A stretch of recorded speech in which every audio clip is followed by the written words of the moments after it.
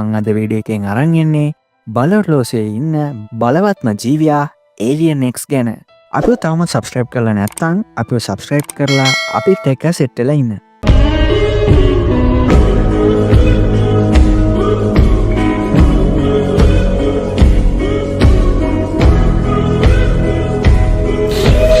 මේ ලොවෙන්නේ මෙයා ඇත්තටම කොයිතරම් බල සම්පන්නද කිව්වොත් තනිකරම ගෝට් ලෙවල් එකේ ජීවියෙ.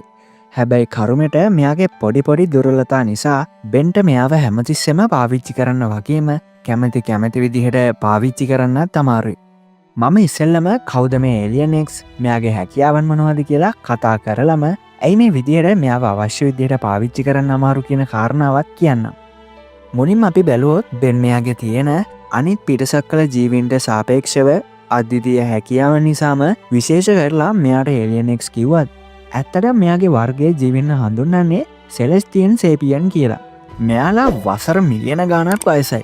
ඇත්තට මෙයාලගේ ආරම්භය විශ්වයේ ආරම්භයටත් පෙර කාලෙදී සිද්ධ වුණා කියලයි ගොඩක් විශ්වාස තියෙන්නේ. උපත්තිය ලබන්නේ විශ්වයට එපිරින් තියෙන ෆෝජ් ඔෆ් ක්‍රියේෂන් කියන ස්ථානයේදී.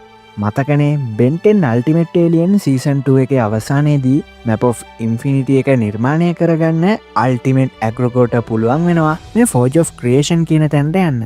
ඉතින් මේ ෆෝජ් ඔෆ් ක්‍රියේෂන් කියන තැනේදී තමයි සෙලෙස්ටියන් සේපියන්ලා උපත ලබන්නේ. අපි ඉන්න විශ්වයේ නීති රීති වලට පිටින් ඉන්න ජීවින් පිරිසක් විදියට සලකන්න පුළුවන්. ඒ කියන්නේ අපේ විශ්වයේ තියෙන කාලය අවකාශය කියන දේවල් වලට නියතයක් තිබුණොත් මේ සෙලෙස්ටියන් සේපියන්ස්ලාට හැකියාව තියෙනවා ඒ දේවල් තමන්ගේ අභිමතය පරිදි වෙනස් කරන්න. ඒ කියන්නේ කාලය සම්පූර්ණයෙන්ම නවත්තලා වෙන්න තියෙන සිදුවීමක් රිවර්ස් කරන්න පුළුවන් හැකියාව. යථාර්ථය වෙනස් කිරීමේ හැකියාව ඉඳන් විනාශ වුණ සම්පූර්ණ යුනිවර්ස් එකක්ම ආයම නිර්මාණය කිරීමේ හැකියාව දක්වා ගෝඩ් ලෙවල් එකේ හැකියාවන් ගොඩක් මෙයාට තියෙනවා. ඉතින් තේරෙනවනේ මෙයාව හරියට පාවිච්චි කරන්න පුළුවන් වුණා නම් බෙන් හැප්පුණු විල් ගැක්ස්ටියා ඩැගන් වගේ හතුරොත් කිසිම ගේමක් නෑ කියලා. හැබැයි මෙයාට ඒක කරන්න බැරි විදිහට එක ප්‍රශ්නයක් තියෙනවා.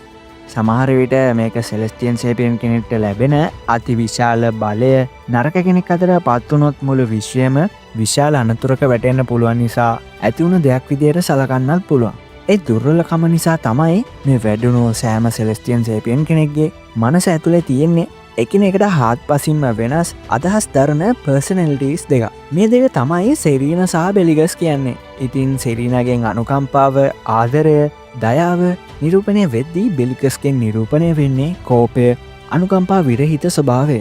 දැන් තේරෙනවනේ මේ දෙන්න මොනතරම් වෙනස් දෙන්නේද කියලා. ඉතින් මෙතන අවුලකට තියෙන්නේ ඕනම සෙලෙස්ටියන් කෙනෙක් තමන් මොනවගේ වැඩක් කරන්න ඕන තමන්ගේ අරමුණට මේ දෙන්නම එකඟ වෙනවා නම් විතරයි.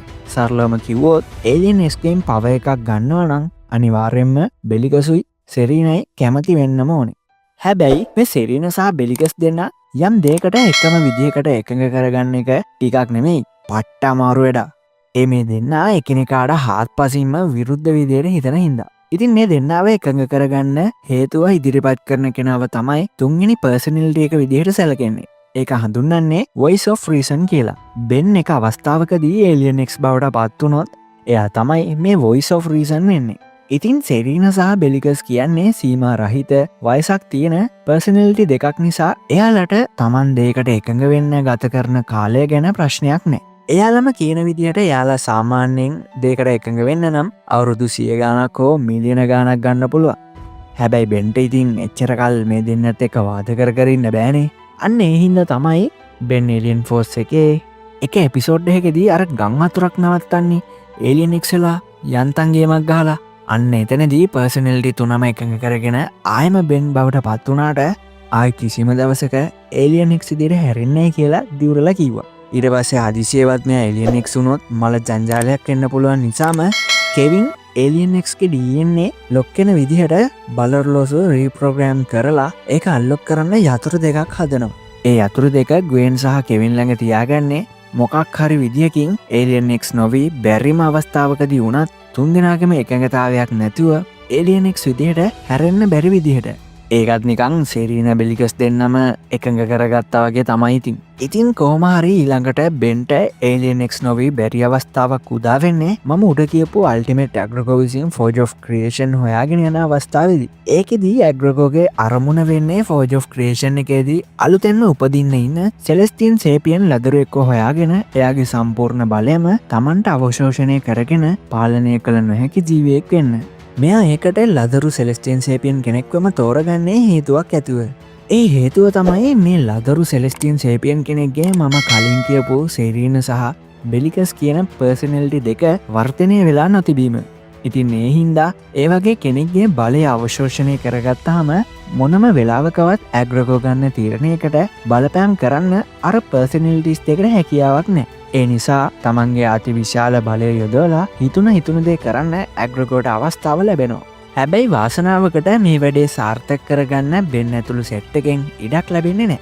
දැන් තේරෙනවානේ සෙරීන සහ බෙලිකස් දෙන්නා මොන තරම් වදයක් වුණත් විශ්වයේ වඩා වැඩි හොඳට ඒ දෙන්නා එහෙම ඉන්න එක අත්‍යවශ්‍ය කාරණාවක් කියලා.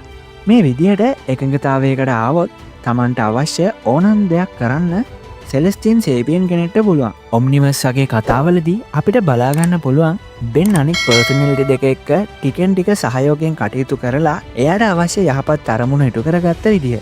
ඒ අනුව ඇනිහයිලා කියන සමස්ත විශ්වයම විනාශ කරන්න පුළුවන් ඩිවයිස් එකෙන් විශ්වයම නැකිලා යද්දි පවා ඒලියනෙක්ස් කිසිම හානියක් නැතුව නිරුපද්‍රිතව ඉන්න. ඒකෙන් තේරෙනවනේ යුනිවර්ස් එකට මොනවා වුණත් ඒකෙන් බියෝන් යුනිවර්සල් ලෙවල් එක ඉන්න සෙලස්ටියන් සේපියන් කෙනෙක්ට ගානක්වත් නෑ කියලා. හරියට මාවල් යුනිවර්ස් එක ඉන්න බියොන්ඩර්ස් කියන ජීවීන් වගේ.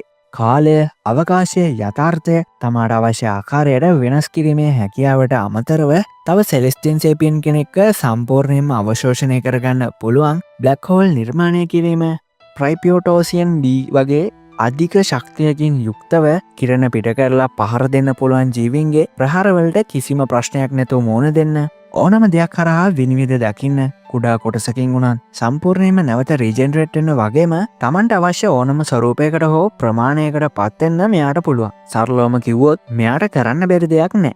දැන් අපි මෙයාගේ හැකියාවන් ගැන කතා කරපු නිසා දුර්වලතා ගැන කතා කරන්න අනිවාර්යෙන්ම ඕනේ.